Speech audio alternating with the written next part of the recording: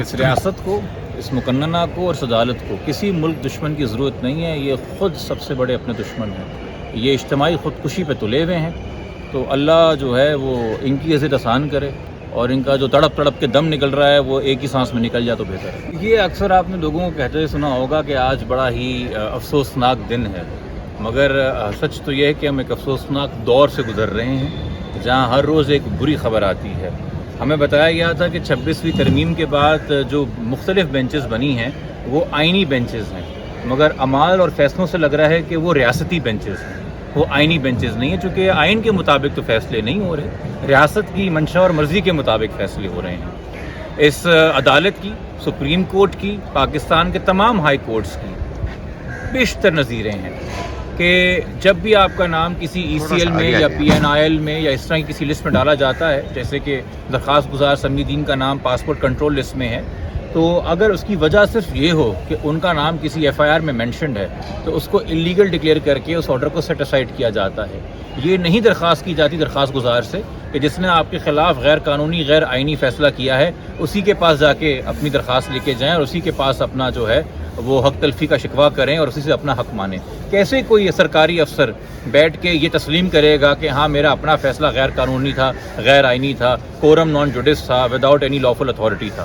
تو یہ اتنی بات تو خیر آج ہوئی نہیں. جیسے ہی معزز جج صاحبان نے یہ پڑھا کہ ان کا نام جو ڈالا گیا ہے ڈائریکٹر جنرل پاسپورٹ اور امیگریشن کی جانب سے پی سی ایل کے اندر وہ بلوچستان گورنمنٹ کی ریکمنڈیشن پہ ڈالا گیا ہے، تو انہوں نے فوراً سے آرڈر ڈکٹیٹ کروانا شروع کر دیا کہ جی پہلی فرصت میں جا کے ڈائریکٹر جنرل یہ بلوچستان گورنمنٹ سے رجوع کریں اور اس کے بعد آگے کچھ کیجیے گا. جب میں نے ان کو یہاں پہ بھی تصحیح کرنے کی کوشش کی کہ خدا را اگر آپ یہ کر بھی رہے ہیں تو کم سے کم قانون کے مطابق صحیح ڈائریکشن میں تو ہمیں دے دیں، بھیج دیں، چونکہ بلوچستان گورنمنٹ کے پاس تو رائٹ ہی نہیں ہے ریویو کرنے کا، چونکہ انہوں نے تو میرا نام پی سی ایل میں ڈالا ہی نہیں ہے. اگر میری کوئی ریویونگ اتھارٹی ہے بھی تو وہ وفاق کے اندر ڈائریکٹر جنرل امیگریشن پاسپورٹ اور امیگریشن ہے، ڈائریکٹر جنرل پاسپورٹ اور امیگریشن، بلوچستان گورنمنٹ نہیں ہے. مگر یہاں تک وہ سننے کو راضی نہیں تھے، انہوں نے کہا نہیں بلوچستان گورنمنٹ کے پاس ہی جائیے. یعنی کہ اب آئینی بینچز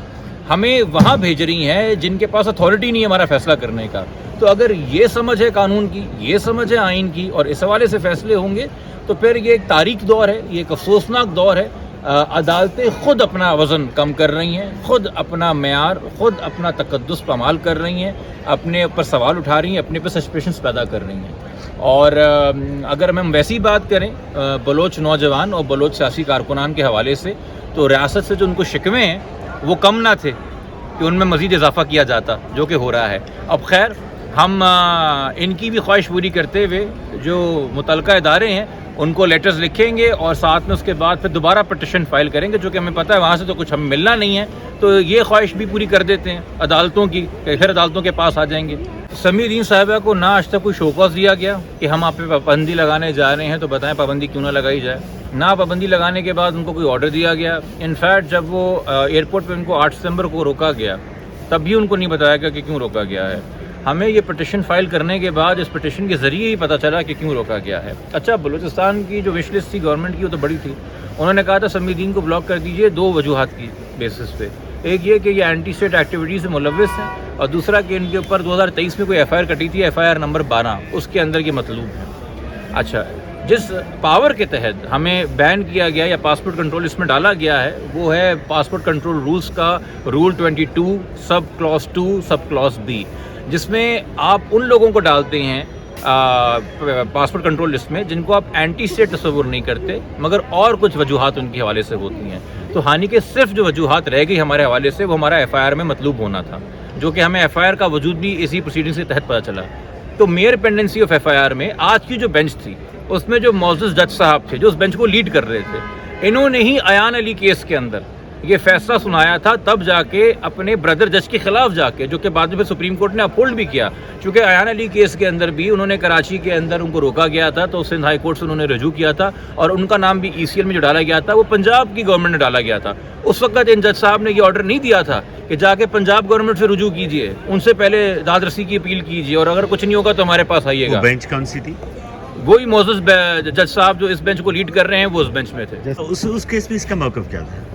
اس کیس جی اس میں کیا تھا، اس کا ججمنٹ کیا تھی؟ اس نے ججمنٹ اینڈ میں سپریم کورٹ نے یہ کی تھی کہ mere pendency of F I R جو ہے وہ گراؤنڈ نہیں، اور یہ ایک نہیں، یہ بیشتر کیسز کے اندر ہے. یہ فیصلہ ہو چکا ہے. تو کبھی بھی جب آپ کو کسی غیر قانونی طریقے سے کسی لسٹ میں ڈالا جاتا ہے تو عدالتیں آپ کو نہیں کہتی کہ آپ جا کے وہیں پہ پہلے اپیل کریں, وہیں پہ آپ کا رائٹ آف اپیل ہے. دیکھیے اگر میں ریویو کروں گا ابھی ڈائریکٹر جنرل پاسپورٹ امیگریشن کے پاس جا کے,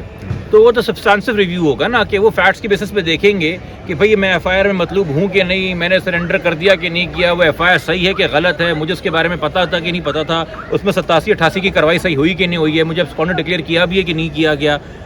میں کٹ ہو گئی ہوں اس کے اندر یا کیا معاملات ہیں.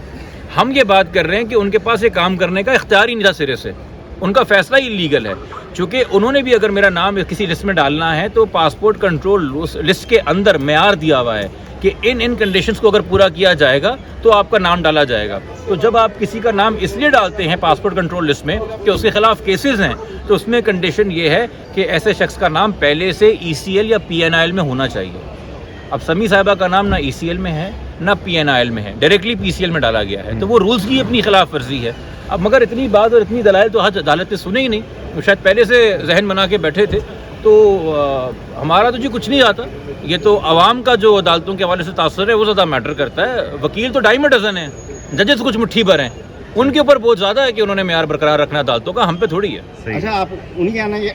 ایانہ کا ذکر کر رہے ہیں جو منی لانڈرنگ پیپلز پارٹی کے رہنماؤں کے لیے کرنے کا الزام تھا. جی, وہ جو ایک کسٹم آفیشیل کی ڈیتھ ہوئی تھی جس کے بعد ان کا نام مرڈر کیس کی وجہ سے ای سی ایل میں ڈال دیا گیا تھا, انہی کا کیس سندھ ہائی کورٹ میں آیا تھا, اور اس وقت یہ گراؤنڈ گورنمنٹ نے لیا تھا کہ جی تو پنجاب گورنمنٹ کی ریکمنڈیشن پہ ان کا نام ای سی ایل میں ڈالا گیا ہے, سندھ ہائی کورٹ بیٹھ کے کسی کیس کو کیسے سن سکتی ہے. تو معزز جج صاحب کا ویو تھا کہ نہیں, کراچی ایئرپورٹ سے ٹریول کیا ہے, فیڈرل ادارہ ہے, بالکل سن سکتی ہے, ہم سنیں گے, اور اس کے ساتھ زیادتی ہوئی ہے, اور ایف آئی آر میں نام ہونا جو ہے وہ کافی نہیں تھا. پھر وہ آرڈر اپہولڈ ہوا, مگر جب یہ معزز جج صاحب یہ فیصلہ دے رہے تھے تو ان کے بردر جج جو اس وقت کے چیف جسٹس تھے سندھ کے, انہوں نے ڈیفر کیا تھا, انہوں نے کہا تھا کہ پنجاب جانا چاہیے, مگر انہوں نے کہا کہ نہیں, سندھ میں رائٹ بنتا ہے. مگر آج وہی رائٹ, وہی قانون کی تشریح, وہی نظیر جو ہے, وہی ریلیف جو ہے, وہ سمی دین بلوچ کو اویلیبل نہیں تھا. اس کا جواب عدالت نے دینا ہے, ہم نے نہیں دینا. اچھا, وہ بتائیں گے جو بلوچستان والا سمی کے خلاف کیس ہے اس کا اسٹیٹس اب کیا ہے؟ ہمیں تو تب پتہ ہوتا اگر ہمیں کبھی اس کے اندر واقعی میں سیریسلی مطلوب کیا ہوتا. ہمیں تو اس کا ریکارڈ بھی ڈھونڈنے سے نہیں مل رہا کہیں پہ کہ وہ جو ایک ایف آئی آر نمبر 12 ہے اس کا کیا بنا.